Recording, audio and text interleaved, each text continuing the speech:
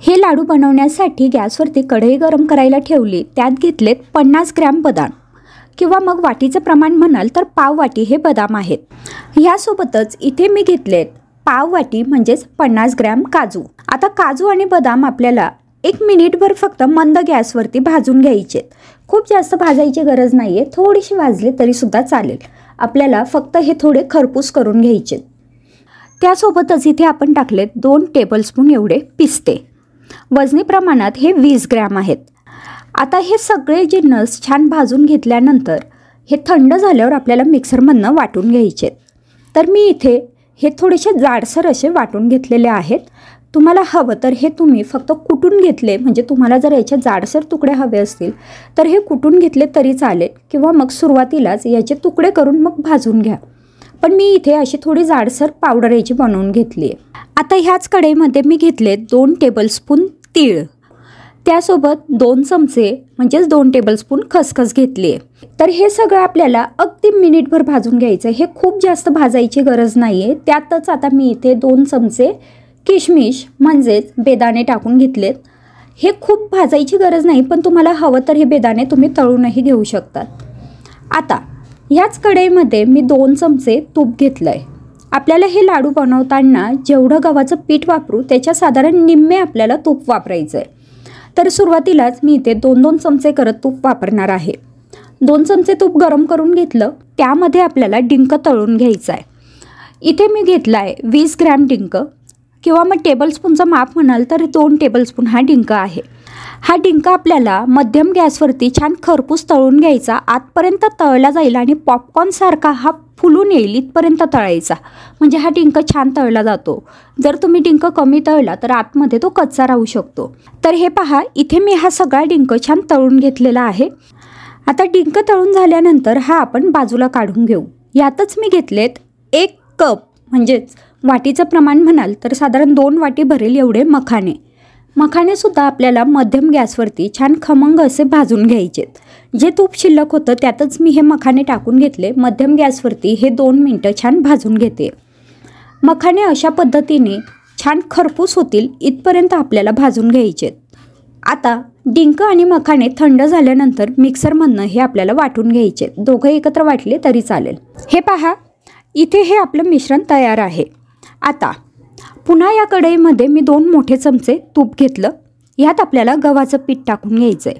ज्या वाटीने आपण बाकीचे जिन्नस मोजले त्याच वाटीने 2 वाटी मी गव्हाचं पीठ घेतलं। आता हे गव्हाचं पीठ आपल्याला सुरुवातीला मीडियम टू हाय फ्लेमवरती 5 मिनटं भाजून घ्यायचं आहे। 5 मिनटं हे पीठ भाजून झाल्यानंतर यात पुन्हा 2 चमचे तूप टाकायचं आणि त्यानंतर मध्यम गॅसवरती 5 मिनटं भाजायचं। पुन्हा याच्यात 2 चमचे तूप टाकायचं आणि आता लो टू मिडियम फ्लेमवरती हे पीठ आपल्याला 10 ते 12 मिनटं भाजून घ्यायचं आहे। अशा पद्धतीने पीठ भाजलं तर पीठ अजिबात कच्चं राहणार नाही आणि खूप छान पद्धतीने हे भाजलं जाईल। फक्त आवश्यकतेप्रमाणे याच्यात तूप टाकत जायचं आहे। हे पहा, इथे आता मी मध्यम गॅसवरती पीठ भाजून घेतलेलं आहे। सुरुवातीपासून आतापर्यंत 10 मिनटं पीठ भाजून झालं आहे। यानंतर गॅसची फ्लेम लो टू मिडियम केली आणि आता हे पीठ मी पुन्हा 12 मिनटं भाजून घेणार आहे। हे पहा, 10-12 मिनटानंतर पिठाचं जे टेक्स्चर आहे ते अशा पद्धतीने होतं। हे जे पीठ आहे ते छान तूप सोडायला लागतं आणि इथपर्यंत आपल्याला हे पीठ भाजून घ्यायचं असतं। हे पीठ भाजताना अजिबात हाय फ्लेमवरती भाजायचं नाही। सुरुवातीपासून साधारण 20 मिनटं तरी आपण हे पीठ छान भाजून घ्यायचं आहे, तेव्हाच हे पीठ कच्चं राहणार नाही, खूप छान लागेल। पिठाने व्यवस्थितपणे तूप सोडलं त्यानंतर तुम्ही याचं टेक्स्चर बघू शकताय। अजिबात चिकट असं नाही आहे, दाणेदार टेक्स्चर याचं तयार झालं आहे। इथपर्यंत आपल्याला हे पीठ भाजून घ्यायचं आहे, नाहीतर मग जे लाडू आहेत त्यामध्ये पीठ असं कच्चं लागतं आणि लाडूसुद्धा पिठळ लागू शकतात। तर आता पीठ व्यवस्थित भाजून झालं।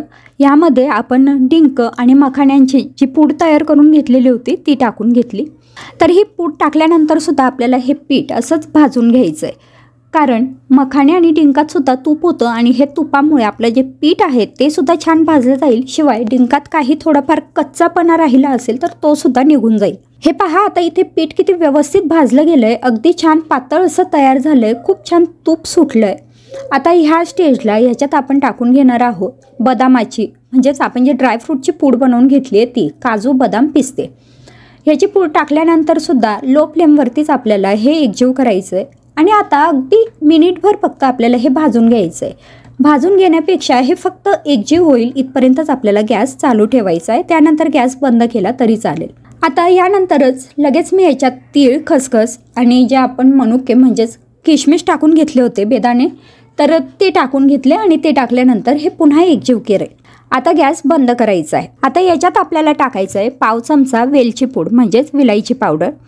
त्यासोबतच पाव चमचा आपल्याला याच्यात जायफळ टाकून घ्यायचं आहे म्हणजे जायफळची पावडर.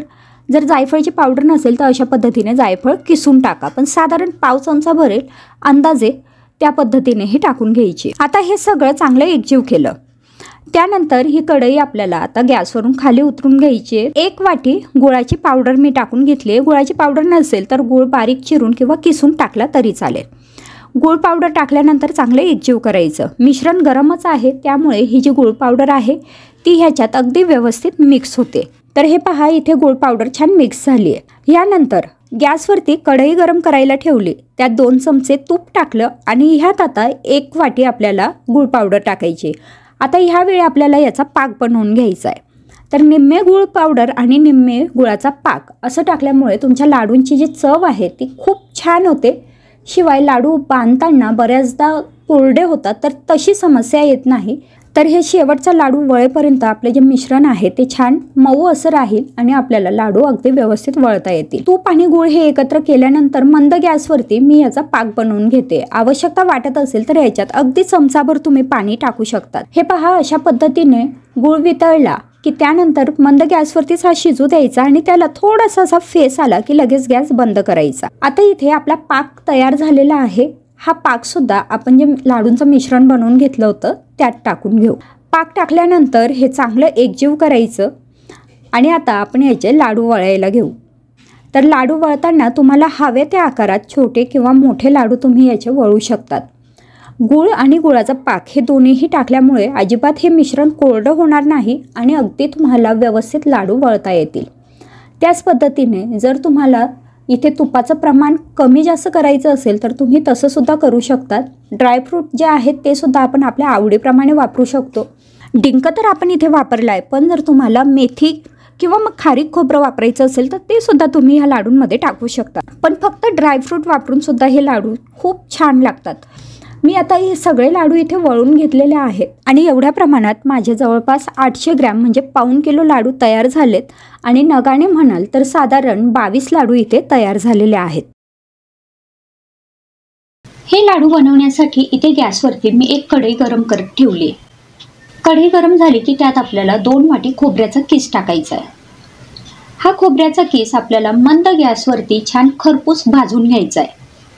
जोपर्यंत हा किस व्यवस्थित भाजला जात नाही आणि त्याचा थोडासा रंग बदलत नाही तिथपर्यंत आपल्याला भाजून घ्यायचा आहे, पण गॅस मंद ठेवायचा आहे. खोबऱ्याचा किस भाजून झालाय, हा मी बाजूला काढून घेते. आता ह्याच कढईमध्ये मी घेतली 1 वाटी खारीकची पावडर. तुम्ही खारीक दळूनही आणू शकतात किंवा किराणा दुकानावरती ही डायरेक्ट खारीकची पावडर सुद्धा मिळते.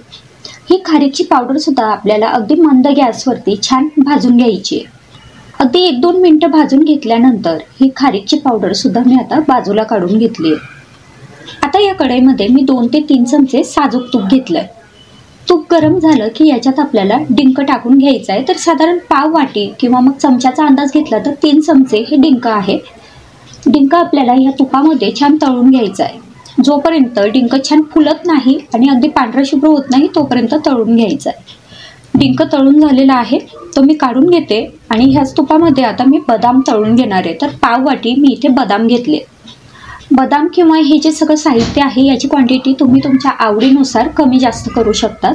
बदाम तळून झाले की यातच आपल्याला पाव वाटी काजू तळून घ्यायचे. काजू सुद्धा तळून झालेले आहेत. खोबऱ्याचा किस जो आपण भाजून घेतला होता तो मी मिक्सरमधनं अशा पद्धतीने बारीक वाटून घेतलाय. त्यासोबतच जे ड्रायफ्रूट आपण तळून घेतलेले होते त्याचे सुद्धा मिक्सरमधनं अशी जाडी भरडी पावडर बनवून घेतलेली आहे. तुम्हाला हवं तर ते फक्त तुम्ही कुटून घेऊ शकता. त्यासोबतच खारीकची पावडर इथे घेतली आहे आणि जो डिंक आपण भाजून घेतला होता तो सुद्धा मी मिक्सरमधनं वाटून घेतलाय. आता याच्यात आपल्याला साधारण 1 चमचा जायफळ टाकून घ्यायचंय, किसून टाकायचंय. आता कढईमध्ये जे तूप शिल्लक होतं त्या तुपामध्ये मी अर्धी वाटी गूळ घेतलेला आहे। हा गूळ आता मंद गॅसवरती मी या तुपात वितळून घेणार आहे। पाक बनवायची गरज नाही। खारीक पावडर ऑलरेडी गोड असते, त्यामुळे हा गूळ कमी वापरला तरी सुद्धा पुरेसा होतो। तर तुम्ही बघू शकता गूळ आता छान इथे वितळलेला आहे। गूळ वितळला की लगेच आपण ज्या सगळ्या पावडर बनवून घेतलेल्या होत्या त्या पावडर ह्या गुळामध्ये मिक्स करून घ्यायच्या आहेत। आता इथे गॅस बंद करायचा आहे आणि त्यानंतर हे जे सगळे पावडर आहे ही या गुळामध्ये आपल्याला व्यवस्थित मिक्स करायची। ही पावडर मिक्स केल्यानंतर याच्यात 2 ते 3 चमचे तूप टाकायचं आहे, वितळलेलं तूप, आणि हे अशा पद्धतीने एकजीव करून घ्यायचं आहे। गरम असेल तर थोडंसं कोमट होऊ द्यायचं आहे आणि त्यानंतर हे एकजीव करून घ्यायचं आहे आणि आता याचे लाडू वळून घ्यायचे। तर तुम्हाला हव्या त्या आकारात छोटे मोठे हे लाडू तुम्ही वळून घेऊ शकतात। अतिशय सोपे लाडू आहेत, बनवायला अजिबात वेळ लागत नाही किंवा खूप जास्त मेहनतही लागत नाही। हे पहा, अशा पद्धतीने थंडीसाठीचे जे खारीक खोबरं किंवा डिंकाचे लाडू आहेत हे इथे तयार झालेले आहेत। अगदी सोपी पद्धत आहे, अजिबात पाक बनवायची गरज नाही किंवा कुठल्याही एक्स्ट्रा मेहनत आपल्याला इथे लागत नाही।